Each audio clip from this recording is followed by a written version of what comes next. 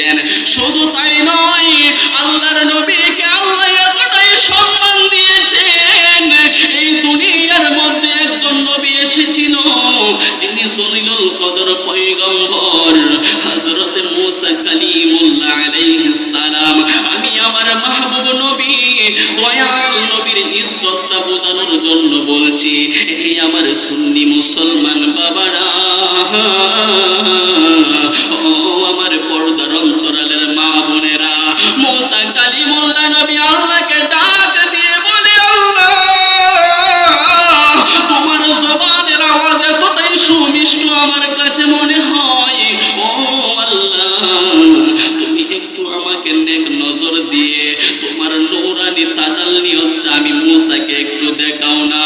ও আল্লাহ তোমার জবানের আওয়াজের এত প্রেমে যদি আমি মুসা পড়ে যাই, না জানি তুমি মাওলার নূরানি তাজাল্লিয়ত কত সুন্দর হয়, কণ্ঠের তাজাল্লিয়তের প্রেমে যদি আমি মুসা এমন ভাবে পাগল হয়ে যাই, না জানি তুমি মাওলাকে দেখলে আমার মুসা, আমি মুসার কি অবস্থা হয়।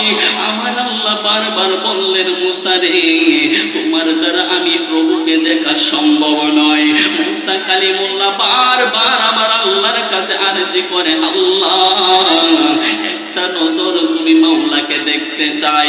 আর আমার আল্লাহ প্রত্যেকবারেই বলে, মুসা তোমাকে দেখার মতো তাজাল্লিয়ত ক্ষমতা আমি আল্লাহ দেই নাই।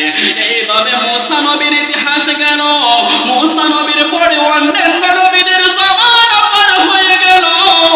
আমার দয়াল নবী রাহমাতুল লিল আলামিন যখন পৃথিবীর মধ্যে তাশরীফ আনলো, আমার আল্লাহ রাব্বুল আলামিনের এই জগতের মধ্যে আমার নবী যখন আল্লাহর তাওহীদ প্রচার করলো, এমনি ভাবে যখন দিন পার হইতে লাগলো রে সুন্নি মুসলমান বাবারা, হঠাৎ করে আমার আল্লাহ একদিন ডাক দেয়, মাহবুব নবী আপনাকে আমি আল্লাহ দেখতে বড় ইচ্ছে হয়, আপনি নবী আমার দিদারের জন্য চলে আসুন। জিবরিল আমিনের মাধ্যমে আল্লাহ আমার রাসূলের কাছে মেসেজ পাঠিয়ে দিলেন, আমার রাসূলের কাছে দাওয়াতনামা পাঠিয়ে দিলেন। আমার আল্লাহ রাব্বুল আলামিন দুনিয়ার সমস্ত মানুষকে জানান দিতে লাগলেন, দুনিয়ার মানুষ শুনো, মুসা নবী বারবার আমি আল্লাহকে দেখতে চেয়েছি, আমি দেখা দেই নাই, কিন্তু আমার মাহবুব নবী যদিও আমাকে দেখার মতো অনুপ্রেরণা, আমাকে দেখার মতো এমন ভাষা প্রকাশ করে নাই, তারপরেও আমার বন্ধু নবীকে আমি আল্লাহ দেখার ইচ্ছে হয়। আমার বন্ধুর ইজ্জত আর আজমহতার শান আমি আল্লাহ আরশে আজিমের উপরে এনে আরো হাজার কোটি গুণ বাড়িয়ে দিয়েছি। জবানটা খুলে বলুন আল্লাহু আকবার।